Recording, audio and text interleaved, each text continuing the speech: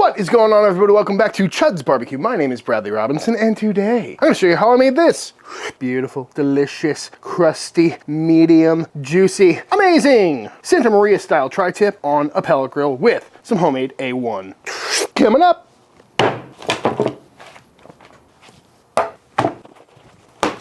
This is some meat.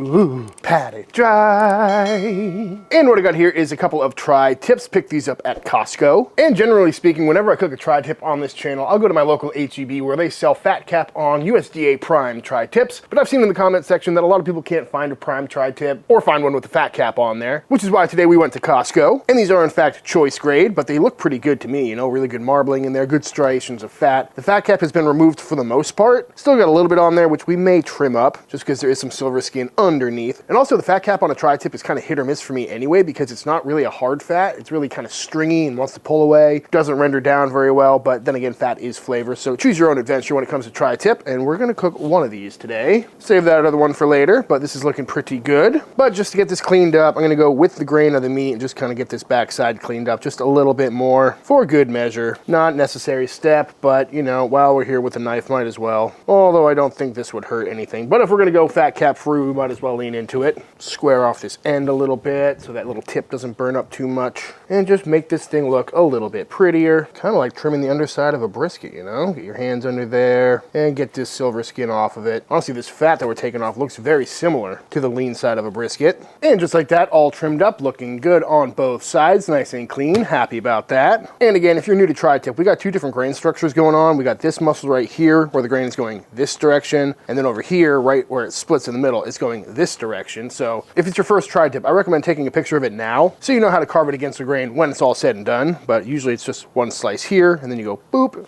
and then you go boop for the most tender bite. But all trimmed up, so now all we're gonna do is get some rub on this bad boy. And today we're going on with what has quickly become my favorite rub of our lineup, which is the Chuds BBQ steak rub. Great on beef, go figure. And we're just gonna get a nice healthy coating all over this thing. And like a lot of our rubs, this steak rub is relatively low sodium. And the thought process there is as much rub that will stick to a piece of meat will work out to be the perfect amount of salt, kind of taking the guesswork out. So it's really good for beginners or just getting consistent results in general. Highly recommend it.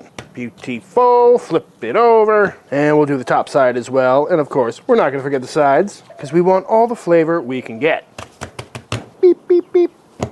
Beautiful. And with our tri-tip beautifully rubbed down, I'm gonna pop this in the fridge for a little bit, just to let that rub kind of adhere and penetrate the meat a little bit. I'm not doing a true dry brine like overnight or anything like that. Probably just a couple hours in the fridge, uncovered on a wire rack to ensure we get maximum flavor. Whenever you see a tri-tip on a menu, it's almost always paired with a sauce, and 90% of the time it's served with a chimichurri. And that seems a little bit played out, but I do wanna make a sauce for this tri-tip. And when you Google steak sauce, the first thing that pops up is A1. Obviously, made me feel like an idiot. But that got me thinking, I'm not really a big fan of A1 sauce, but maybe if we make it ourselves, it'll be a little bit better. So, let's make some A1.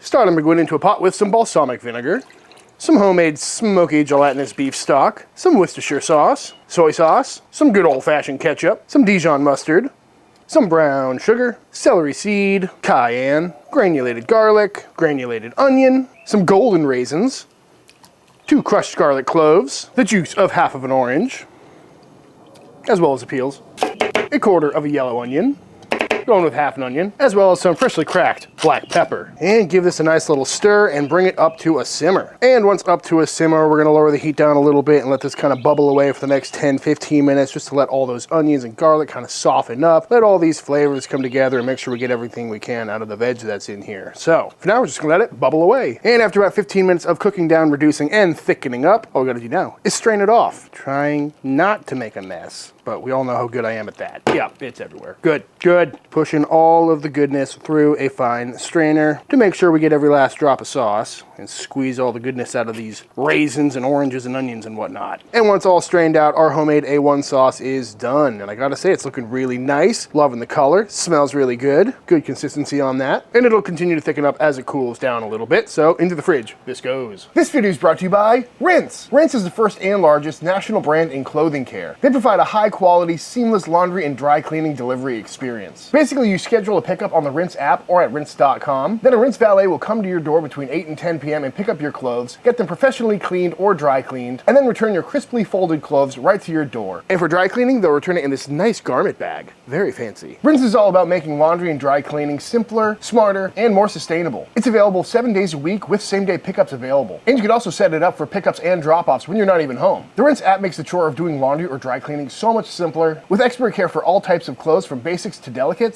and they use environmentally safe cleaning practices. Also, every order is backed up by their industry-leading guarantee. If you're not satisfied for any reason, Rinse will re-clean your clothes for free. And I gotta tell you, it is super convenient because I do a lot of laundry working in the barbecue world, but one thing I never do is dry cleaning. And I've worn the same suit to a whole bunch of different weddings, and I have not cleaned it in between because I just can't be bothered to go to the dry cleaner. So having someone come to my door, pick this up, get it perfectly cleaned and pressed and delivered right back to me without me having to lift a finger is unbelievably convenient. And I must say, they did a great job because this suit has never looked better. So if you want to let Rinse handle your laundry so you can focus on what really matters in life, click my link down below to save $25 off your first order. Again, link in the description, where using my link you can save $25 off your first order using Rinse. Thank you, Rinse. And with our steak sauce done and our tri-tip looking sufficiently dry brined, or at least well seasoned, all we gotta do now is fire up the pit. Boop.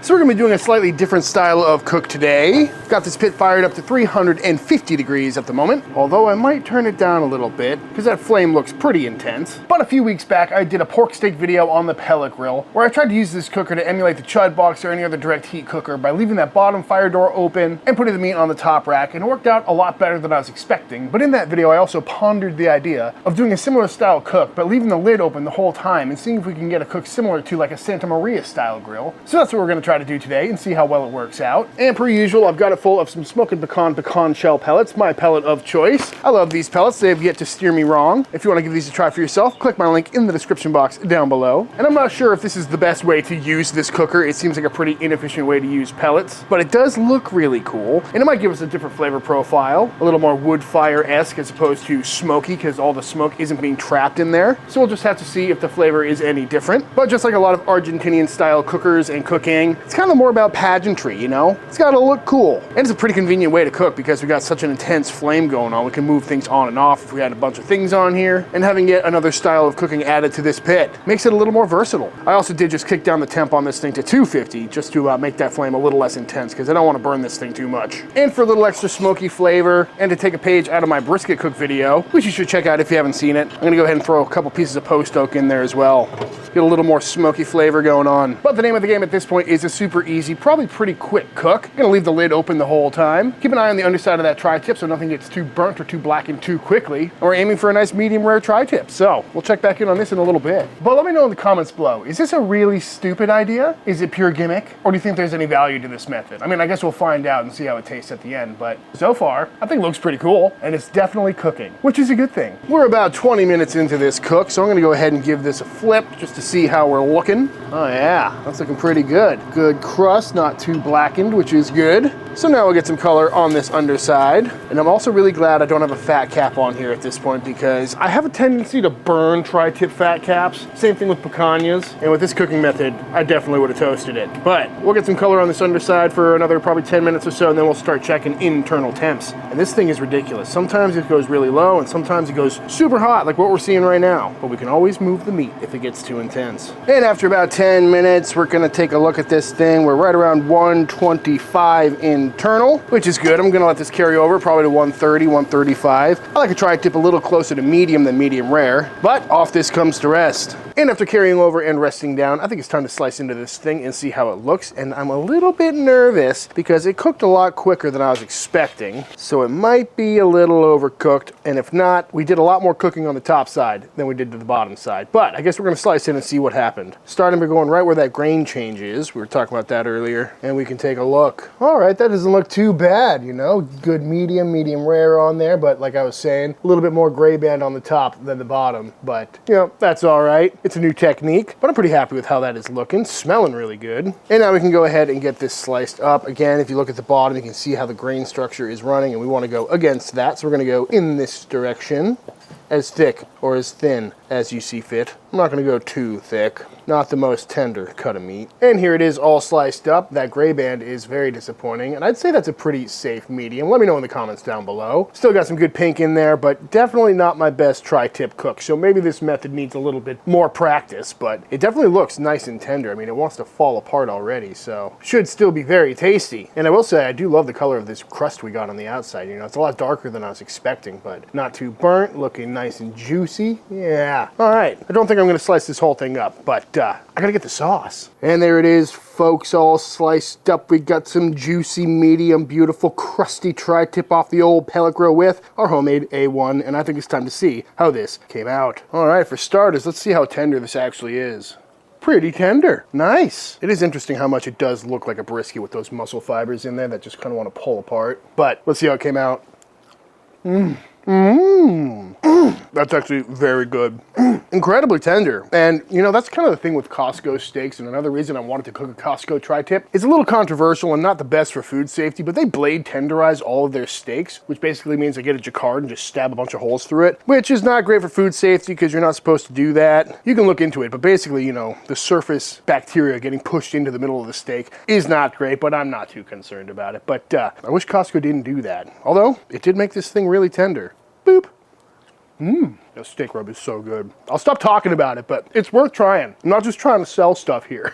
Perfectly seasoned, really great crust on there, not burnt or anything like that. And it's got a lot of wood fire flavor to it, you know? It was cooked obviously right above the pellets, and I threw that chunk of post oak in there, but it's coming through, but it's not overpowering, which is very pleasant. So beefy. And I know I said earlier that I was kind of aiming for a medium on this, and yeah, it's probably high medium. But you know, the tri-tip is a sirloin cut. It's relatively lean, and it's also got a lot of connective tissue in there, and a really coarse muscle fiber to it. So cooking it a little bit further allows it to get a little bit more tender, and this is eating very well. I've had tougher tri-tips in my life, I'll tell you that much. But now I'm really excited to see how this A1 came out. I love the consistency on it, especially after it cooled down and thickened up a bit. Looks the part, clings to the meat. Whoa. Ooh. That's really good. That's so flavorful. It's like Worcestershire sauce just kicked up by like 13 notches.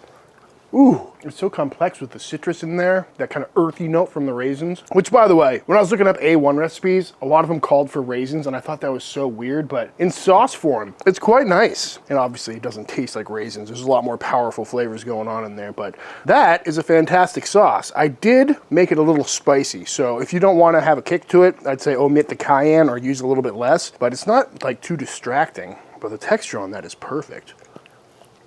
That's fantastic. I'm gonna need to go buy some A1 because I haven't had it in a long time, so I can't really tell how close this is, but this is a fantastic sauce. Pairs perfectly with this tri-tip too. Does have a little zing to it though.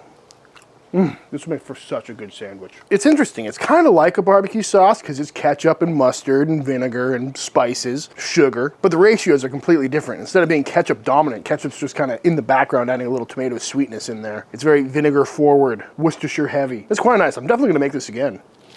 And it honestly pairs with the tri-tip a lot better than I was expecting. You know, whenever I think of A1 as a steak sauce, I'm like, I don't want to put anything on a ribeye or a filet or a picanha or something like that. But with a tri-tip, it actually works really well because, like I was saying, it is the California brisket after all. So having a barbecue-esque sauce to go with it works out quite well.